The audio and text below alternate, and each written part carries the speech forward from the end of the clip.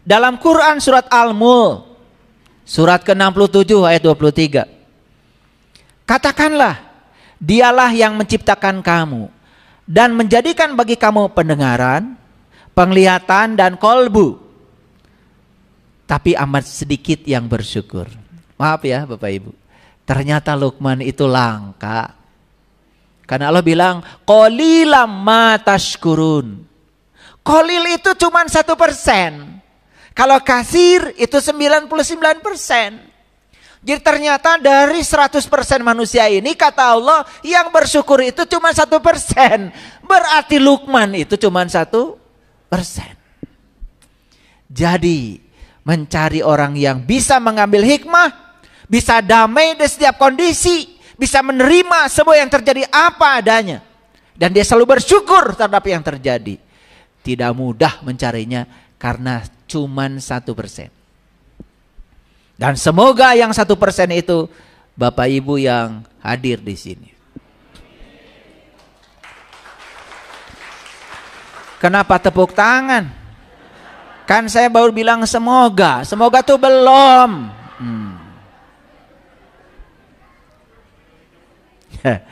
Semoga ya. Udah tepuk tangan lagi deh. Tepuk tangan. Punya kolbu?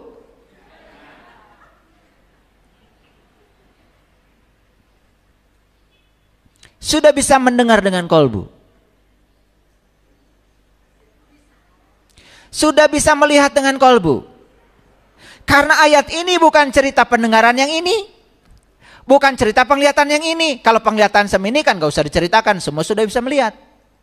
Pendengaran yang ini semua juga sudah tidak usah diceritakan, sudah bisa mendengar. Di sini digandengkan, dialah yang menciptakan kamu dan menjadikan bagi kamu pendengaran, penglihatan dan kolbu. Berarti pendengaran dan penglihatan yang dimaksud di sini itu harus ada kaitan dengan kolbu. Berarti pendengaran yang dimaksud adalah pendengaran kolbu, penglihatan yang dimaksud adalah penglihatan kolbu. Maka orang yang sudah bisa mendengar dengan kolbunya, melihat dengan kolbunya, itulah yang disebut dengan bersyukur. Dan mereka yang belum bisa mendengar dengan kolbunya, melihat dengan kolbunya, itulah kebanyakan orang yang tidak bersyukur. Kembali lagi, kan ulul albab tadi masih ingat?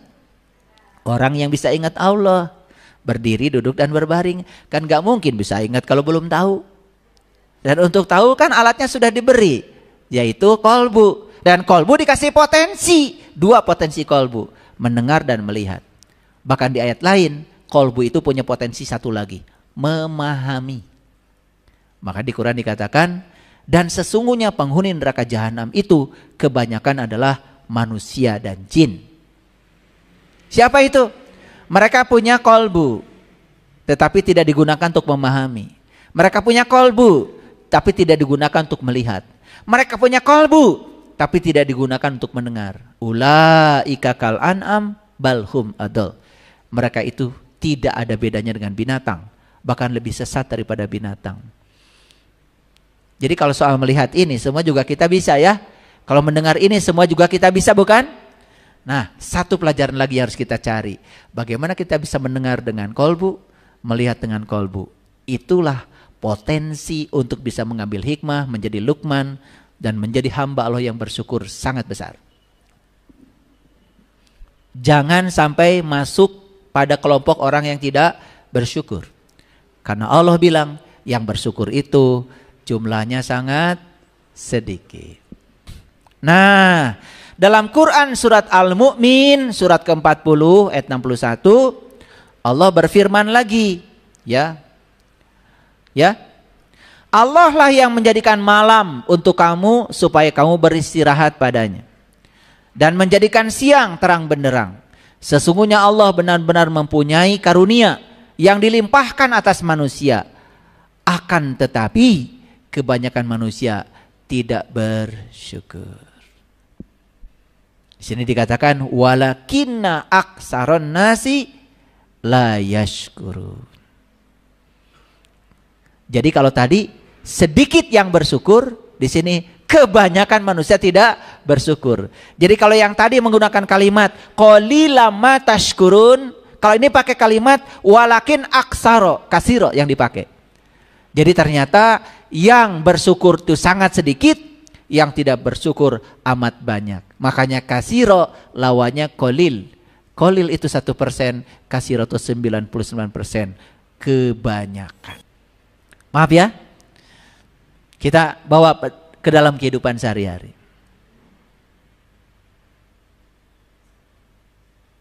Banyakkah orang yang wataknya itu sulit memaafkan, sulit memahami, betul nggak? Ingin menang sendiri, ingin semua situasi seperti yang dia mau, kan kebanyakan begitu. Lihat aja, maaf ya, di jalan. Kalau saya lihat orang di jalan itu, dunia ini kayaknya riweuh, semua serba ingin cepat, semua ingin nyampe paling duluan. Betul nggak? Lagi antri saja, datang dari sini, datang, masuk sini. Kayaknya nggak bisa diam gitu loh. Padahal mau seseledek kemana-mana juga, ya tetap kan itu lagi antri. Betul nggak? Saya di situ melihat, oh ternyata manusia ini sulit ya untuk bisa menerima kenyataan. Saya jarang melihat orang macet bahagia, itu jarang.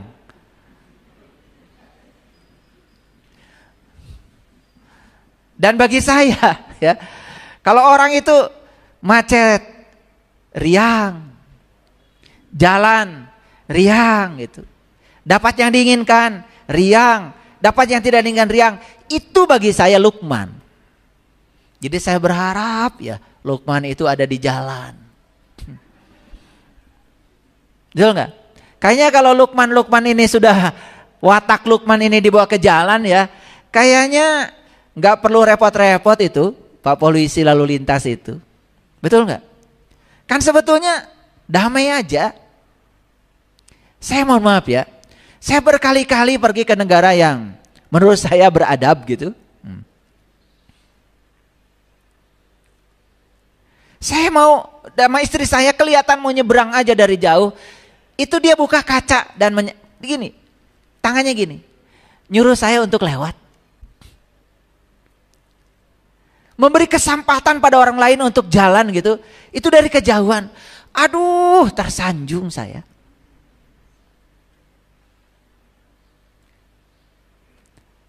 Makanya saya bawa itu kebiasaan itu ya.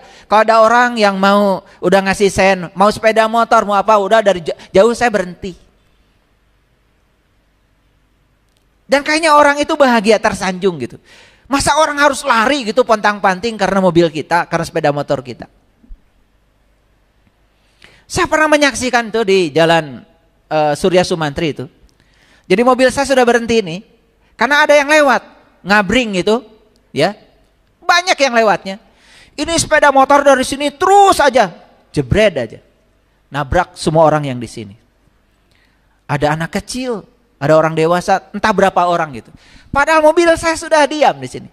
Saya sudah ngasih sen, ya, sen itu peringatan bahwa saya sudah berhenti itu karena ada yang lewat. Ini masih nyelenteng dari sini, jebret gitu. Dia juga celaka, nabrak orang. Dia juga celaka, orang banyak yang ditabrak oleh dia. Kan urusan jadi panjang. Akibatnya apa? Yang tujuan dia pengen cepat sampai ke rumah, malah justru urusan dijalankan. Harusnya akhirnya kan urusan dengan orang, urusan dengan polisi. Sepeda motornya malah diambil. Saya nggak ngerti kenapa ya tidak bisa menunggu gitu sebentar saja. Semoga ya Luqman turun ke jalan.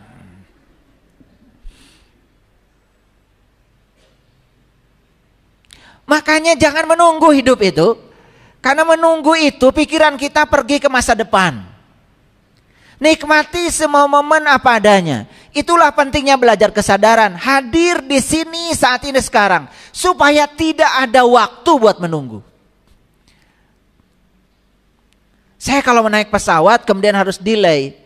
Makanya saya dari rumah tuh sudah banyak persiapan. Saya bawa buku yang sangat menyenangkan ketika dibaca. Malah saya dapat keuntungan banyak. Kenapa? Begitu pesawat delay, saya tidak ada masalah. Itu yang terbaik. Karena semesta sedang memilihkan penerbangan buat saya yang terbaik. Karena delay itu ada alasannya. Daripada pesawat diterbangkan lagi rusak, daripada pesawat diterbangkan udara lagi tidak bersahabat, kan mendingan ikutan peraturan. Siapa tahu dari BMKG ada informasi, ya kecepatan angin di sini tidak memungkinkan pesawat terbang. Kalau diterbangkan sekarang berbahaya, tunggulah 1 jam 2 jam, kan baca buku, belajar, mengisi diri, kan enak. Jadi tidak ada yang perlu ditunggu sebetulnya. Makanya jangan menunggu sesuatu untuk bahagia. Bahagia saja setiap saat. Maka kita tidak perlu menunggu. Ya. Ini dari tadi saya bicara, ini ngerti nggak? Jadi sebetulnya Luqman itu siapa dari sisi energi? Jadi Luqman itu mereka yang energinya sudah memiliki frekuensi dan vibrasi yang tinggi. Nih, kalau Luqman itu dipinjemin uang, kemudian yang pinjamnya itu nggak bisa bayar, paling Luqman bicaranya begini, gak apa-apa, nggak usah dipikirkan. Saya doakan ya, semoga berkelimpahan. Luqman, coba yang bukan Luqman, ya, gimana sih? Kan janji kemarin. Makanya kamu kalau berjanji, wah, dipencet juga orang gak punya duit mau apa? Betul gak? Nih Luqman, ketika orang lain bikin kesalahan sama dia, dia pahami saja, oh wajar. Dia barangkali dibesarkan di lingkungan keluarga yang seperti itu, maka wataknya seperti itu. Dia tidak salah kok, dia juga mewarisi orang tuanya, karena dia dibesarkan di lingkungan seperti itu. Luqman ya begitu. Nih, Luqman ceritanya punya suami. Loh, kok Luqman punya suami? Kan saya bicara Luqman itu semuanya. Karena kita kalau Luqman pasti laki-laki, Luqman itu semuanya. Ya, begitu suaminya memperlakukan dia seperti itu, dia pahami. Sebentar. Ini suami saya itu kayaknya begini. Karena dibesarkan di lingkungan keluarga yang semacam itu. Dia tidak salah sepenuhnya. Karena dia juga mewarisi watak-watak orang tuanya. Dia pelit ya mungkin karena orang tuanya mengajarkan seperti itu. Ya udahlah, saya terima aja suami saya apa adanya. Saya akan pancarkan cinta kasih saya pada dia. Semoga suatu saat dia berubah. Dia tidak mengubah suaminya, dia ubah dirinya. Luqman. Gitu enggak? Gitu enggak? Baru mau. Ya Allah. Pada kemana aja. Ini surat Luqman dibaca terus ya. Setiap anak lahir baca surat Luqman. Betul nggak? Syukuran anak, Luqman. Anak ulang tahun, Luqman. Tapi nggak pernah dikaji. Itu masalah Luqman. Betul nggak? Kebanyakan baca. Para hadirin, perhatikan saya. Bagaimana cara alam semesta bekerja? Kalau tadi kan baru bagaimana cara alam semesta melihat diri kita. Jadi ternyata semesta melihat diri kita itu berdasarkan frekuensi, vibrasi, dan energi yang dibentuk oleh kita. Paham ya? Oke. Jadi sekarang kita ini setuju ya? Ingin membentuk energi yang bervibrasi tinggi, berfrekuensi tinggi, setuju ya? Oke, Bapak Ibu, lihat saya semua. Ini cahaya bukan yang nyorot ke saya. Ini cahaya ini frekuensinya rendah. Karena cahaya ini, ya, walaupun bisa nyorot saya, tapi dia tidak bisa menembus tulang saya, daging saya. Karena memang cahaya nampak ini oleh Allah diciptakan hanya untuk keperluan menyinari alam semesta. Makanya cahaya ini luar biasa, tidak berbahaya. Panjang gelombangnya pendek. panjang gelombangnya panjang sehingga frekuensinya kecil, tidak berbahaya. Tetapi kalau sinar X nggak kelihatan seperti ini. Sinar X nggak kelihatan, sinar ronsen tuh nggak kelihatan. Bahkan jejaknya kita tidak lihat. Tahu-tahu ketika kita di ronsen, tahu-tahu sudah ada hasilnya aja. Kenapa? Itu panjang gelombangnya pendek, frekuensinya besar. Sehingga dia bisa menembus daging kita. Nah, kenapa dia bisa menembus? Karena frekuensinya besar. Kenapa ini tidak bisa menembus? Karena frekuensinya kecil. Jadi yang frekuensinya besar itu bisa menembus. Makanya yang energinya kuat di sini, dia memiliki frekuensi yang besar, dia bisa menembus. Hebat. Dia bukan sekedar bisa menembus, bisa menggetarkan semesta.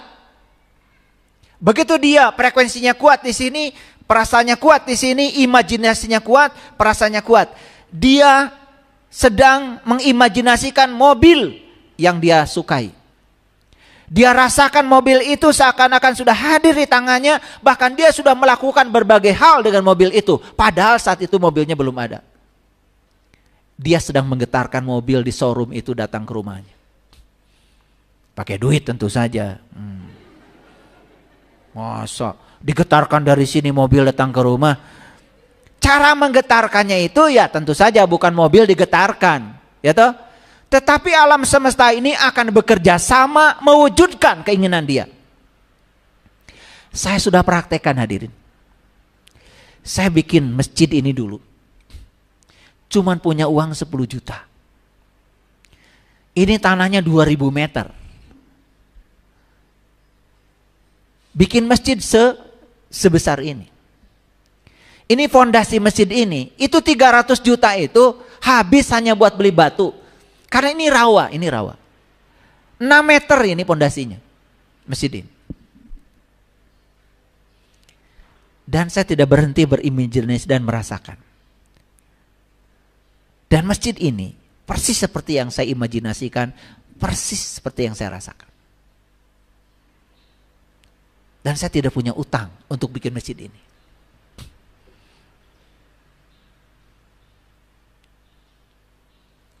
Kalau kita berpikir cara, kita akan berkata, uang dari mana? Itulah pikiran, sempit lagi. Tapi kalau kita selalu menyertakan kesadaran mengatakan, Allah bersama saya, Allah maha kuat, Allah maha gagah, Allah maha kaya, Allah maha berkehendak. Saya bangun saja energi saya yang positif. Saya bangun energi saya yang kuat. Hadirin, hanya dalam waktu 1 tahun masjid ini jadi. Nih saya kasih tahu. Coba praktek. Praktek tuh yang kecil-kecil, yang gede-gede. Praktek. Agama tuh praktek. Agama tuh praktek. Ya, agama tuh praktek. Makanya begitu dalam hadis qudsi Allah mengatakan, aku bergantung sangkaan hambaku. Saya cuma baca itu saja. Kemudian saya cari referensi yang lain. Bagaimana cara mengaplikasikan itu? Saya cari itu. Saya belajar ke banyak ahli di seluruh dunia. Saya beli buku yang berhubungan dengan itu. Dan memang perlu investasi. Oke. Bagaimana cara kerja semesta? Kalau kita sekarang sudah membentuk energi kita. Begitu kita membuat keputusan, alam semesta berkonspirasi untuk mewujudkannya.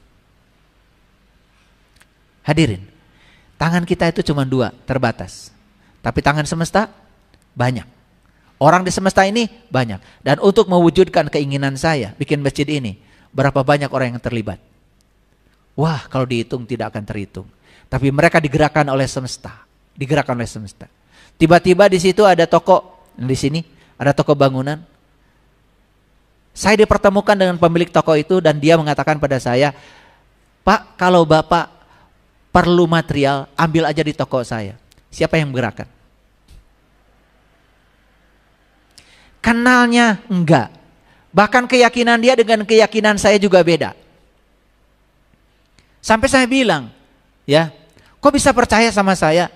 Dan dia mengatakan, saya percaya sama Bapak. Coba bagaimana tuh? Baru ketemu dan saya tahu sedang bikin masjid. Kemudian yang punya toko bilang sama saya, kalau perlu material ngambil saja. Ya sudah, saya bilang sama pegawai saya, pokoknya perlu material ambil saja. Akhirnya pegawai saya nyangkanya itu toko saya.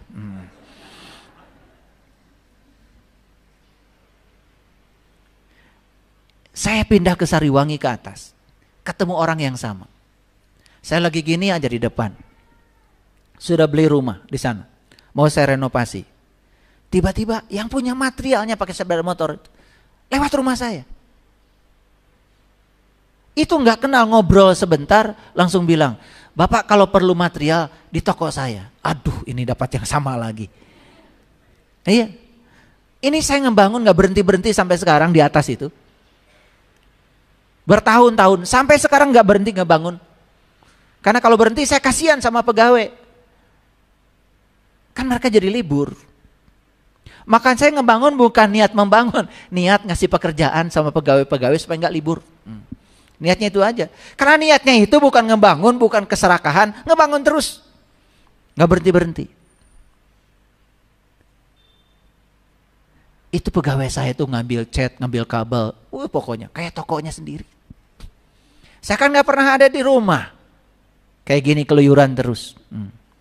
Paling tahu-tahu Sabtu aja. Ya tahu Sabtu aja. Itu bon sudah segini tiap Sabtu. Tapi karena saya berpikir saya juga bisa, semuanya mungkin, ada aja rezekinya. Hadirin, menakjubkanlah hidup itu. Ternyata saya semakin percaya bahwa sebetulnya semesta ini melihat diri kita tergantung energi, frekuensi, dan vibrasi yang kita pancarkan. Mau sehat? Mau sehat? Ya, berpikir sehat aja. Tetapi tidak begitu. Tadi olahraga nggak pagi-pagi? Katanya sayang pada diri sendiri. Minggu yang lalu saya tanya. Pagi-pagi itu bangun olahraga. Makan sehat. Aduh. Sudah sarapan belum? Udah. Apa sarapannya?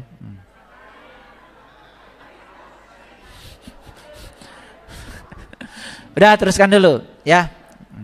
Lihat saya semuanya. Begitu kita membuat keputusan, alam semesta akan berkonspirasi untuk mewujudkannya. Tetapi keputusan kita ini di level mana? Level energinya di mana? Kalau kita setelah membuat keputusan, kita ragu dengan keputusan kita, alam semesta tidak bekerja apa-apa. Hanya ada satu sudut alam semesta yang kita yakin dapat ditingkatkan. Jadi dari semua sudut di alam semesta ini cuma satu yang dapat ditingkatkan. Siapa itu? Frekuensi, vibrasi, energi diri kita sendiri. Kita tidak bisa mempengaruhi yang di luar diri kita. Hanya diri kita. Oleh karena itu maka mereka yang hidup selaras dengan dirinya sendiri, dia sudah hidup selaras dengan alam semesta. Jadi untuk bisa selaras dengan alam semesta itu ternyata kita harus selaras dulu dengan diri kita sendiri. Diri yang mana? Itulah pentingnya kita kenal siapa diri kita yang sesungguhnya. Saya cuma khawatir selama ini kita selaras dengan diri palsu kita. Dengan pikiran gelap kita yang terjebak benar salah, baik buruk, cinta benci. Kita tidak punya kasih sayang. Kalau kita masih seperti itu, itulah sumber penderitaan kehidupan kita. Jadi, untuk selaras dengan alam semesta, langkah pertama kita harus selaras dengan siapa? Diri sendiri. Sekali lagi, Nabi Muhammad mengajarkan ilmu agung di semesta ini adalah ilmu untuk tahu siapa diri sejatimu. Makanya Nabi Muhammad berulang kali mengatakan awwaluddin ma'rifatullahi ta'ala wa rasulih. Awalnya agama mengenal Allah dan Rasulnya. Itu pondasinya agama. Karena kalau agama tidak dibangun atas pondasi itu, langsung kita menjalankan syariat tanpa tahu esensi dari yang kita lakukan, tidak akan membentuk energi yang positif tadi. Akibatnya apa? Agama tidak berhasil mengupgrade energi kita. Jadi harusnya belajar agama itu bisa mengupgrade energi kita. Wah, keren. Saya berani menjamin semua agama itu ternyata isinya adalah mengupgrade kesadaran. Yang wujudnya adalah energi kita menjadi terupgrade. Wah, keren. Jadi sebetulnya tujuan hidup kita adalah untuk membuat detak jantung kita sesuai dengan detak jantung semesta. Dan untuk mencocokkan sifat kita dengan sifat alam. Itulah tujuan hidup. Ulang ya. Tujuan hidup kita yang sesungguhnya adalah membuat apa? Detak jantung kita sesuai dengan detak jantung semesta. Dan tujuan hidup kita adalah mencocokkan sifat kita agar sama dengan sifat alam. Perlu saya beri contoh? Lihat alam. Lihat matahari aja, alam bukan? Alam. Bersinar gak? Bersinar. Tepat waktu gak? Tepat waktu. Pernah kesiangan gak matahari? Enggak. Bersinarnya satu arah, dua arah? Satu arah. Matahari butuh sinarnya enggak? Tidak. Sifat alam. Alam telah mengajarkan begitu. Matahari selalu hadir saat semesta perlu energinya. Dan matahari bersinar satu arah. Matahari tidak memakan sinarnya sendiri. Matahari menyinari semua yang mau disinari. Matahari tidak pernah memaksa orang yang di kamar supaya kena sinarnya. Matahari hanya menyinari mereka yang mau saja, sukarela. Dan matahari menyinari alam semesta satu arah. Matahari tidak pernah memikirkan balasan kebaikan apa, jasa kebaikan apa yang akan dia terima setelah melakukan kebaikan. Itulah yang namanya mencocokkan sifat kita dengan sifat alam. Ada yang pernah nanam pohon? Pohon apa? Mangga misalnya? Segede gimana waktu ditanam? Segini? Besok langsung berbuah? Besok langsung besar? Tidak. Setelah ditanam, tumbuh, tumbuh, tumbuh, tumbuh, tumbuh, tumbuh. Pada ruang dan waktunya dia berbunga, dia berbuah, ngasih buah. Bukankah kita harus mencocokkan sifat kita dengan sifat alam? Oh, ternyata alam itu tidak tergesa-gesa ya. Tumbuh secara alami. Tidak pengen cepat besar, tidak cuman pengen cepat berbuah. Tetapi akhirnya nyampe juga besar dan berbuah. Bisa belajar dari sifat alam? Atau baru sekarang sadar? Coba.